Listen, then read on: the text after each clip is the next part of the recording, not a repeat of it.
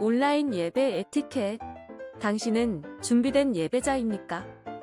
지금 당신의 복장은? 집에서 입던 옷 그대로 교회 갈 때처럼 깔끔하게 지금 당신의 자세는? 침대에 누워서 편안하게 책상에 앉아서 준비된 자세로 찬양을 부를 때 당신의 자세는? 누가 들을라 침묵을 지켜요.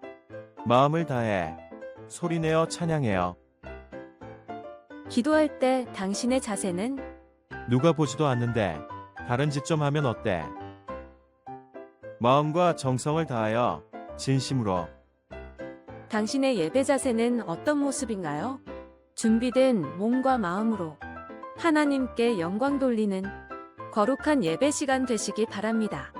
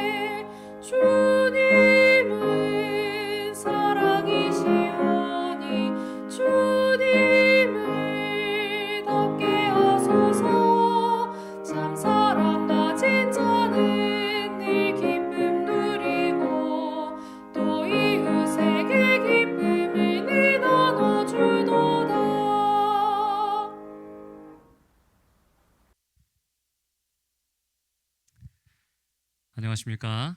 안식 후 3일 화요예배에 오신 여러분들을 진심으로 환영합니다. 오늘 말씀을 통해 더욱더 하나님께 나아갈 수 있는 이 귀중한 시간 되시길 간절히 바랍니다. 오늘은 죽음을 삼키는 생명이라는 제목을 통해 하나님의 말씀을 함께 나누고자 합니다. 하나님의 말씀 마태복음 16장 1절에서 4절 말씀입니다. 바리새인과 사두개인들이 와서 예수를 시험하여 하늘로부터 오는 표적 보이기를 청하니 예수께서 대답하여 이르시되 너희가 저녁에 하늘이 붉으면 날이 좋겠다 하고 아침에 하늘이 붉고 흐리면 오늘은 날이 굳겠다 하나니 너희가 날씨를 분별할 줄 알면서 시대의 표적은 분별할 수 없느냐. 악하고 음란한 세대가 표적을 구하나 요나의 표적밖에는 보여줄 표적이 없느니라 하시고 그들을 떠나 가시니라. 우리는 계속해서 마태가 전한 왕의 복음을 함께 읽고 있습니다. 지난 시간에는 15장 후반에 나오는 이 두로와 시돈 지방의 가나안 여인과 예수님의 그 이야기를 통해서 예수님께서는 우리의 답답한 처지를 알고 계시고 우리가 익숙해서 보지 못하는 문제와 잘못들을 깨닫기를 원하시는 분이시며 우리 서로 사이에 있는 그러한 벽들을 허물기를 원하시고 계시다라는 그러한 사실을 우리가 함께 알 수 있었습니다. 우리의 왕 되시는 예수님은 소외당하고 외면당하는 당신의 백성들 하나하나를 다 기억하시고 찾아와 주시는 분이심을 우리가 배울 수 있었습니다. 우리의 근심과 걱정을 해결해 주시기 위해 우리를 찾아오시는 그러한 왕 예수님을 바라보며 그분께 믿음으로 나아가는 우리가 되길 이 시간 기도합니다. 오늘은 마태복음 16장, 이 마태복음 전체에 있어서 정말 중요한 역할을 하고 있는 장입니다. 하나의 전환점이고 이제 한번 꺾어지는 변곡점의 역할을 하는 것이 바로 오늘 우리가 함께 보고 있는 마태복음 16장의 역할입니다. 무슨 말이냐면은 지금까지 예수님께서 선포하시고 가르치시고 고치시는 그러한 사역을 예수님께서 하셨습니다. 지금까지는 예수님께서 자신을 알리시는 사역을 하신 것입니다. 그런데 지금부터 달라집니다. 이제부터는 예수님의 그 중심이 기적을 행하시는 것이 아니라 예수님의 이 십자가로 행하시는 그러한 사역으로 변화하게 됩니다.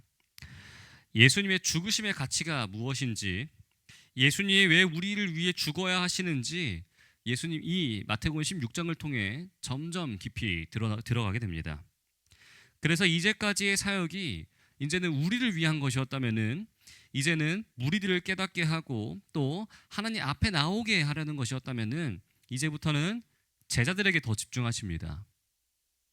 하나님께 가까이 나오는 사람들, 예수님께 마음을 빼앗긴 사람들에게 더 마음을 내어주시게 되는 모습을 우리가 볼 수 있게 됩니다. 그래서 16장에 나오는 정말 유명한 이야기가 있습니다. 바로 베드로의 신앙 고백 장면입니다. 주는 그리스도이시고 살아계신 하나님의 아들이시다라고 하는 그러한 고백을 들으신 다음에 예수님이 처음으로 내가 십자가에 죽을 것이다. 그리고 3일 만에 다시 살아날 것이다. 라고 하는 그러한 고난을 예언하는 장도 바로 이 마태복음 16장입니다. 그러면서 이 본격적인 예수님의 십자가 사역을 향해 나아가시는 예수님의 방향이 이 16장에서 변화가 되는 것을 우리가 볼 수 있게 된다는 것이겠죠. 그래서 마태복음 16장은 사실 이 마태복음에서 정말 중요한 장입니다. 그런데 여기에서 우리가 재미있는 사실을 한 가지를 발견할 수가 있습니다. 이렇게 중요한 예수님의 사역의 변화를 누가 갖고 왔느냐라는 것이죠. 제자들일까요? 아니면은 예수님께서 전도하셨던 무리들을 통해서일까요? 그것도 아니면은 하나님의 하늘의 천사들일까요? 누구냐면은 바로 전에 찾아왔던 자들, 예루살렘에서부터 무려 170km를 올라와서 예수님께 트집 잡고 예수님을 비방하고 예수님과 제자들을 싸잡아서 율법을 지키지 않는 자들이라고 손가락질했었던 바로 그들 바리새인들입니다. 우리의 지혜로는 참 이해할 수 없는 점이 있습니다. 하나님께서는 그렇게 악한 자들, 하나님을 비방하는 자들, 그리고 그 마음속에 악한 계획을 가진 자들을 통해서 하나님의 놀라운 계획을 이루어 가신다라는 그러한 사실입니다. 그래서 우리의 하나님은 정말 놀라우신 분이십니다. 오늘은 이 마태복음 16장 초반부의 이야기를 통해서 우리가 살펴볼 수 있는 두 가지의 교훈들이 있습니다. 함께 살펴보겠습니다. 첫 번째입니다. 내가 원하는 예수님을 만들지 말라는 것입니다. 마태복음 16장 1절입니다. 바리새인과 사두개인들이 와서 예수를 시험하여 하늘로부터 오는 표적 보이기를 청하니, 우리가 잘 아는 것처럼 이 바리새인들과 사두개인들은 서로 앙숙이었습니다.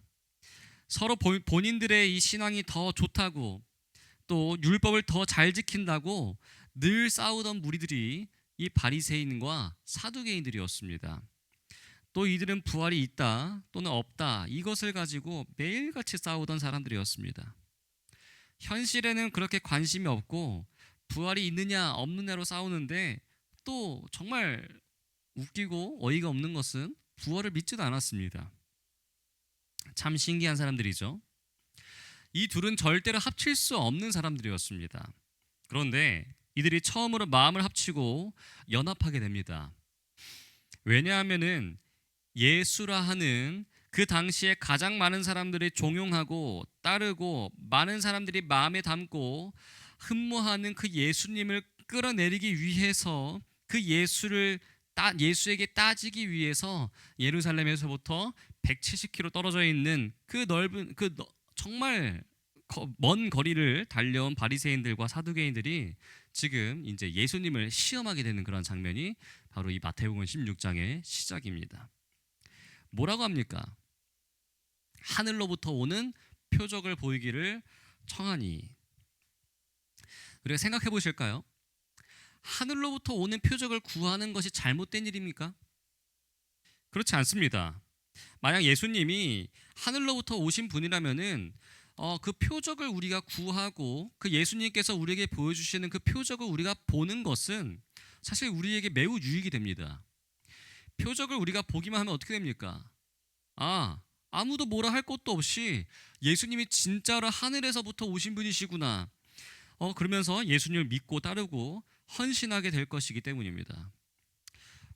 보여지면 믿게 될 것이니까 표적을 구하는 것은 어떻게 보면은 되게 현명한 방법이기도 합니다. 그런데 중요한 것은 그들의 마음과 목적에 있다는 것이죠. 예수를 시험하여, 이것은 예수님, 저 예수님 진짜 믿고 싶은데 그것을 믿을 수 있게 하는 표적을 제발 보여주세요 라고 하는 것이 아니라 예수님을 시험하는 것입니다. 무슨 표적을 보이든지 간에 그 표적을 또 물고 늘어져서 예수님을 비방하고 욕하고 끌어내리려는 것이 그들의 목적이었다는 것이죠. 얼마나 불행한 사람들입니까? 그런데 예수님은 이 불행한 사람들의 이 시험하는 일조차도 사용하십니다. 그래서 예수님이 이 땅에 오셔서 해야 될 일이 무엇인지를 또 분명하게 밝혀 보이십니다. 16장 2절에서 3절입니다. 예수께서 대답하여 이르시되, 예수님이 이렇게 적대적인 감정을 가지고 시험하는 사람들에게 그들에게조차도 대답하시는 분이십니다. 그렇다면 우리가 예수님을 믿기 위해서 예수님의 그 표적을 구하고 예수님을 따르기 위해서 예수님께 우리의 소원을 구할 때 과연 우리의 예수님께서 우리의 그러한 소원을 대답해 주지 않으실까요? 예수님은 대답하시는 분이십니다. 이러한 예수님의 그 신실하심을 믿고 예수님께 나아가는 우리가 되길 바랍니다. 어찌됐든 간에 예수께서 대답하여 이르시되, 너희가 저녁에 하늘이 붉으면 날이 좋겠다 하고 아침에 하늘이 붉고 흐리면 오늘은 날이 굳겠다 하나니, 너희가 날씨는 분별할 줄 알면서 시대의 표적은 분별할 수 없느냐. 아침에 대충 우리가 오늘 딱 하늘을 보면은 오늘 날씨가 어떠한지 우리는 대충 짐작이 됩니다. 오늘은 날씨가 안 좋겠다, 좋겠다, 우리 느낌이 오죠. 우리가 살아가면서 연륜이 쌓이기 때문에 날씨도 그렇고 세상의 모든 것들을 바라볼 때 느낌이라는 것이 우리가 오게 됩니다. 또 직관력과 분별력이 우리에게 생기게 됩니다. 우리 인간은 영적인 존재이기 때문에 살면서 직관력이 발전할 수밖에 없게 됩니다. 게다가 지금 이 바리새인들과 사두개인, 이 예수님께 따지기 위해 왔던 이 둘은 어떠한 위치에 있습니까? 종교 지도자들이었습니다. 그래서 이들에게 종교에 대한 것은 거의 분별력이 웬만한 사람들보다 정말 탁월하다고 볼 수 있는 사람들이었습니다. 그런데 예수님이 말씀하십니다. 날씨는 분별하는 너희들이 이 세상의 것들은 분명하게 분별하는데 왜 영적인 세계를 분별하지 못하느냐라고 지금 물어보고 계시는 거예요. 시대의 표적을 분별할 수가 없느냐? 왜 내가 이미 보이는 표적이 얼마나 많은데 그것을 너희가 왜 알지 못하느냐? 이미 예수님께서는 선지자 이사야가 말했던 그 수많은 표적들, 그리고 선지자들이 예언했던 수많은 표적들을 다 이해하고 계셨습니다. 가난한 자들에게 복음이 전파되고 소경의 눈이 뜨고 귀먹은 자가 귀가 열리고 말 못하는 자가 입이 열려 말하게 되고 포로된 자들이 자유케 되는 이 모든 것들이 다 지금 예수님께서 행하셨던 표적들이었습니다. 그런데 이들은 그것들은 하나도 보지 않았습니다. 그리고 예수님께 와서 무엇을 요구하는 것이에요? 표적을 달라고 요구하고 있는 것입니다. 즉 이들이 구하는 메시아는 누구입니까? 현실적으로, 정치적으로 우리에게, 자신들에게 로마 군대를 몰아내고 자유와 새로운 왕국을 건설하게 해주는 메시아, 그러한 메시아였던 겁니다. 성경이 예언한 표적 말고, 성경이 예언하고 있는 그러한 메시아 말고, 지금 우리에게 필요한 정치적인 표적, 현실적인 표적, 로마를 물리치고 독립국가로 설 수 있는, 자신들이 만족할 수 있는 표적을 내놓으라고 지금 요구하고 있는 것입니다. 이런 모습을 바라보았던 예수님의 마음은 어땠을까요? 정말 답답하신 것입니다. 성경에 예언하고 있었던 그 많은 표적들을 내가 다 행하고 너희에게 다 보여줬는데, 죽은 자가 살아나는 어마어마한 일들을 다 일어나고 있는데 이들에게는 그러한 것이 눈에 하나도 들어오지 않고 본인들이 원하는 메시아, 자기가 원하는 구세주, 오직 그것만을 지금 요구하고 있는 것입니다. 너무나 어리석은 바리새인들과 사두개인들입니다. 그런데 오늘날 우리의 모습들과 비슷하지 않습니까? 예수님이 무엇을 위해 오셨는지 과연 우리는 큰 관심을 가지며 살아가고 있습니까? 내가 원하는 예수님이 되어주기 바라는 그러한 마음이 은연중에 우리의 마음 가운데 있지 않습니까? 내가 원하는, 나를 도와주는, 나를 높여주는, 내 병을 낫게 해주는, 내 자녀를 드높여 주시는 그러한 예수님을 우리는 구하고 있지는 않습니까? 그러다 보니까 예수님과 우리는 서로 엉뚱한 방향을 보게 되는 것입니다. 예수님은 우리의 죄를 해결하고 우리에게 영생을 주시고 우리에게 천국을 주시고 하나님의 자녀가 되게 해주시려고 오셨는데, 우리는 이 땅에서의 가치를 자꾸만 요구하고 또 표적을 바라보며 구하고 있지는 않습니까? 내 욕심과 내 계획과 야망을 이루어 주실 예수님을 자꾸 구하면서 그 표적을 우리는 구하고 있지는 않았습니까? 제가 청년반에서 청년들과 같이 안식일 오후를 보내면서 어느 날 지나가면서 들었던 이야기가 있습니다. 어떤 한 청년이 이렇게 말합니다. 이번 주 로또 못 샀는데 어떡하지? 오늘날 우리가 요구하는 표적은 무엇입니까? 로또 당첨? 자녀들의 높은 학업 성취? 좋은 회사에 취직하기? 이러한 표적을 구하고 있지는 않습니까? 내 소원을 들어줘야 메시아고 구원자이지라는 그러한 생각이 우리에게 있지는 않습니까?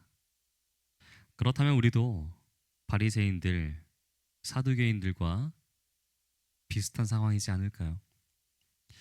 눈에 보이는 현실적인 것을 바라보고 있기 때문이죠. 자기 생각대로 원하는 메시아 상을 정해놓고 예수님을 그렇게 내가 원하는 마음에 맞게 끌어다가 쓰는 것입니다. 이러한 신앙에서 벗어나는 우리가 되길 이 시간 간절히 기도합니다.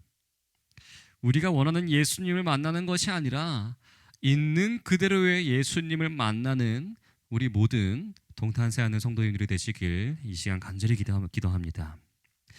두 번째 교훈입니다. 예수님께서 보여주시는 표적을 믿으라는 것입니다. 4절입니다. 악하고 음란한 세대가 표적을 구하나 요나의 표적밖에는 보여줄 표적이 없느니라 하시고 그들을 떠나 가시니라. 자꾸만 내 마음에 맞는 표적, 내 뜻과 내 야망에 맞는 표적을 구하는 그들을 예수님께서는 악하고 음란한 세대라고 말씀하십니다. 얼마나 강도가 센 말씀이십니까? 이들은 사실 말씀을 모르는 자들이 아니었습니다. 차라리 말씀을 몰라서 예수님께 나와서 표적 좀 보여주세요 라고 했다면은 아마 예수님께서는 그들에게 표적을 보여주셨을 것입니다. 그런데 이들은 충분하게 말씀에 대한 지식이 있음에도 불구하고 말씀이 증거한 그 예수 그리스도를 믿으려 하지 않고 자기 뜻에 맞는 또 다른 표적을 구했습니다. 이게 악한 것입니다. 이게 음란한 것입니다. 이게 바로 우리의 죄입니다.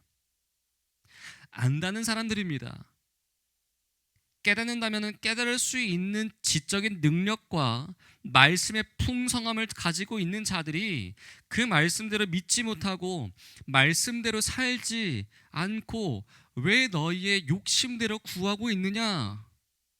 악하고 음란하다.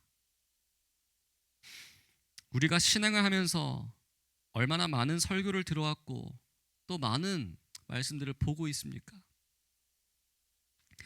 우린 말씀에 대해 사실 많이 아는 사람들입니다. 하나님이 우리에게 어떠한 뜻을 가지고 우리에게 성경을 주셨는지, 어떠한 뜻을 가지고 예수님을 이 땅에 보내주셨는지, 어떠한 뜻을 가지고 우리를 구원해 주시는지 우리는 이미 많은 설교들과 많은 말씀들을 통해서 깊이 깨닫고 있는 사람들입니다. 그런데 문제가 생기는 부분이 있다면은 이제 다른 사람들보다는 하나님의 뜻을 잘 알고 있지만 그 아는 데서 그쳐버리고 아는 대로 믿지 않으면은 이 바리새인들과 이 사두개인들과 같이 악하고 음란한 세대가 된다는 것입니다. 저는 이 사실이 너무나 두렵습니다. 왜냐하면은 제가 지금 이렇게 설교를 하지만 설교를 해놓고 안 믿으면은 저는 악하고 음란한 사람이 되게 됩니다.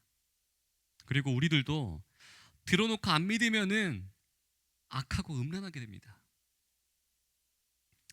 차라리 우리가 모르면은 나중에 예수님께서 재림하셨을 때 예수님을 만나서 할 말이라도 있습니다. 하나님 몰라가지고 잘못 믿었습니다. 모르는 것은 사실 죄가 아닙니다. 그러나 말씀도 알 만큼 알고 이 말씀의 흐름도 알고 맥도 아는데 아는데도 믿지 않는다.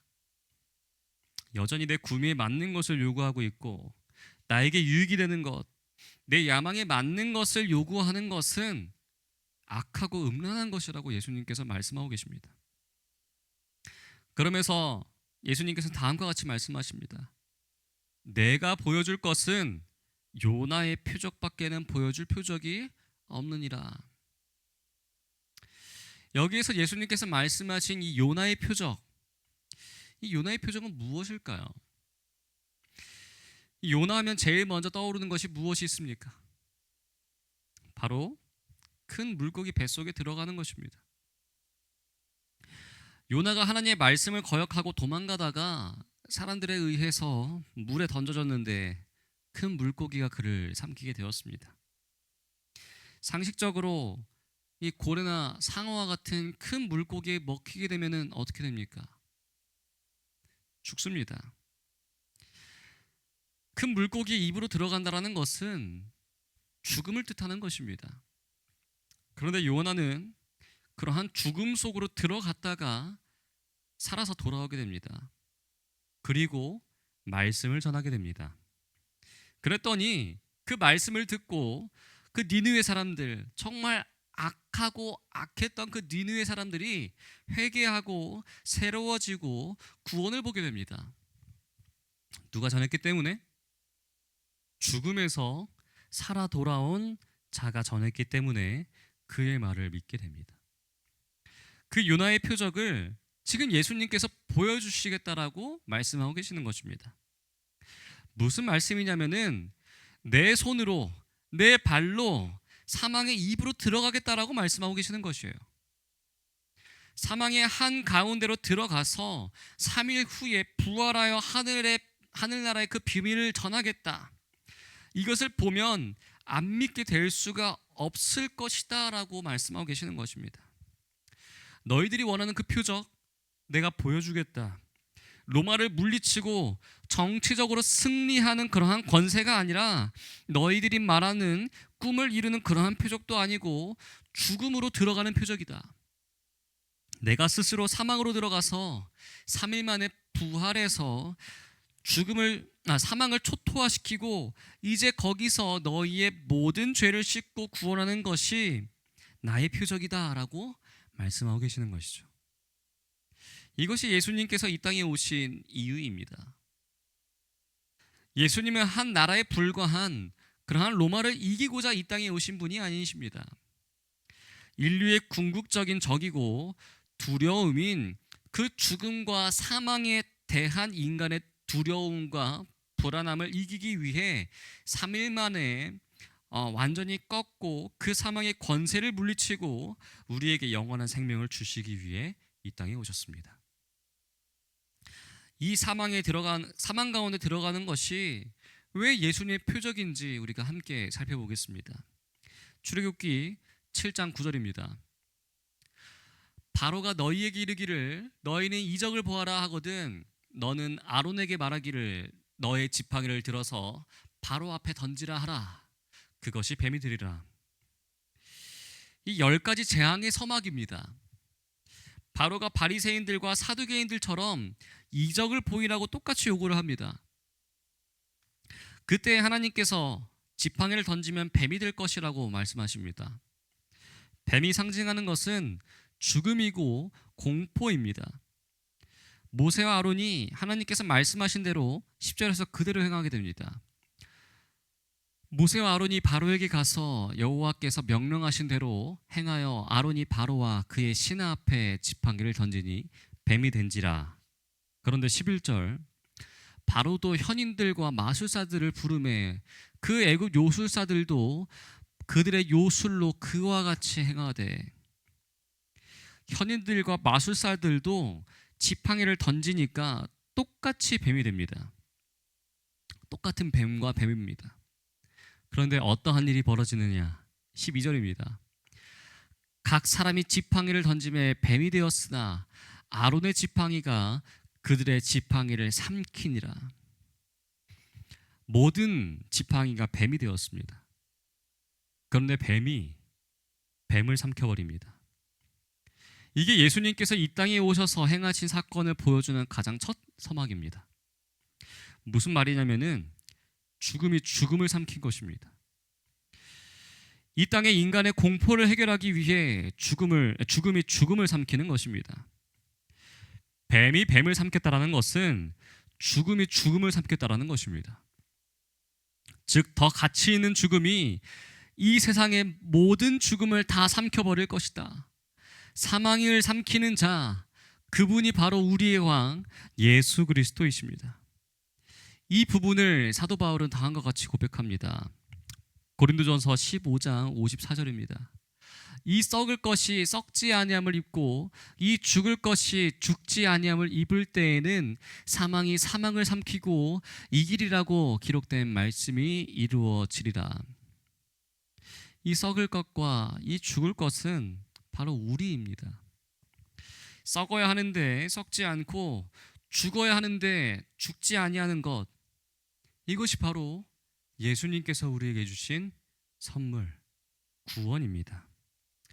우리 가운데 벌어지는 놀라운 하나님의 구원입니다. 그때 벌어지는 일을 사망을 삼키고 이기리라고 기록된 말씀이 이루어지리라. 즉 예수님은 어떠한 분이시냐 하면은 사망을 피하고 도망 다니시는 분이 아니라 사망을 찾아가서 삼켜버리는 분, 사망을 삼키고 사망을 이기고 다시 한번 살아나시는 분이 바로 우리의 왕 예수 그리스도이십니다. 그리고 예수님께서 사망을 삼키시고 하시는 말씀이 그 다음 절에 나옵니다. 사망아 너의 승리가 어디 있느냐? 사망아 내가 쏘는 것이 어디 있느냐? 사망은 모든 사람에게 승리자였습니다. 그런데 예수님께서 너의 승리가 어디 있느냐? 너의 쏘는 것이 어디 있느냐? 너 아무것도 아니다 라고 우리에게 말씀하십니다. 56절에 이렇게 이어집니다. 사망이 쏘는 것은 죄요 죄의 권능은 율법이라. 사망이 왕노릇할 수 있는 이유는 우리의 죄 때문입니다. 그리고 그 우리의 죄를 밝혀주는 것은 하나님의 율법입니다. 그런데 죄 없는 인간이 없고 율법 앞에 모든 인간이 죄라는 그 사망에 쏘는 것, 사망의 두려움과 불안함으로 살았는데 이제는 우리가 어떻게 됩니까? 57절, 58절입니다. 우리 주 예수 그리스도로 말미암아 우리에게 승리를 주시는 하나님께 감사하노니 그러므로 내 사랑하는 형제들아 견실하며 흔들리지 말고 항상 주의 일에 더욱 힘쓰는 자들이 되라. 이는 너희 수고가 주 안에서 헛되지 않은 줄을 알미라.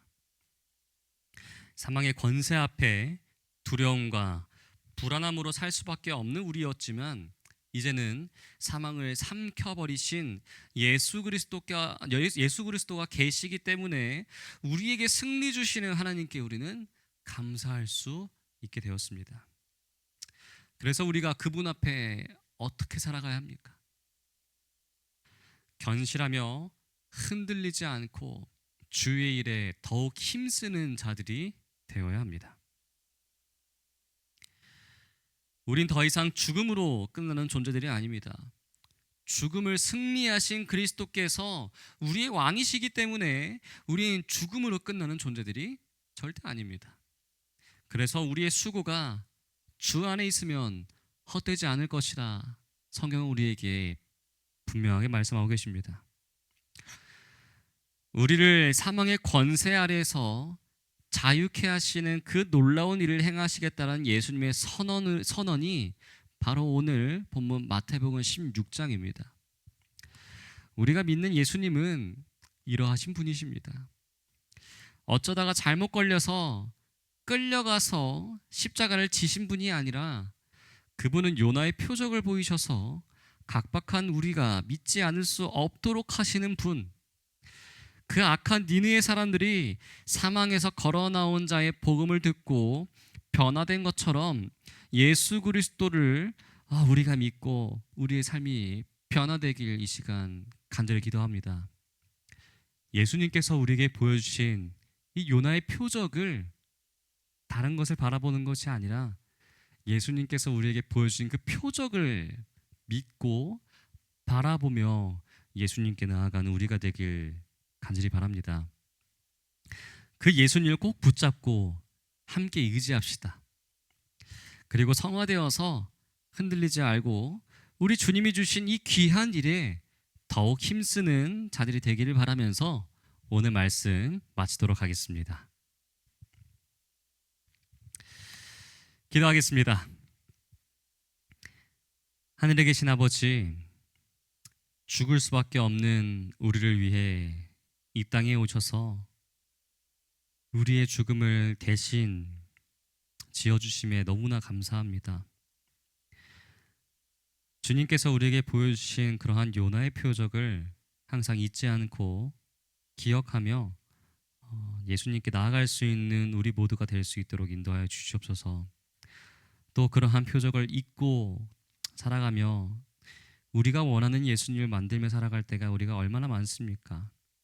우리 연약한 이러한 마음을 불쌍히 여겨주셔서 우리가 진정으로 예수님께서 우리에게 보여주시는 그러한 표적을 바라볼 수 있는 믿음의 눈과 또 우리의 것을, 우리의 욕심들을 내려놓을 수 있는 넉넉한 마음을 우리에게 허락하여 주셔서 진정으로 예수님을 바라보며 진정으로 우리의 왕 되시는 예수님을 나의 주인으로 모시는 삶을 우리가 살 수 있도록 우리를 인도하여 주시옵소서. 사랑이 많으신 예수 그리스도의 이름으로 간절히 기도합나이다. 아멘.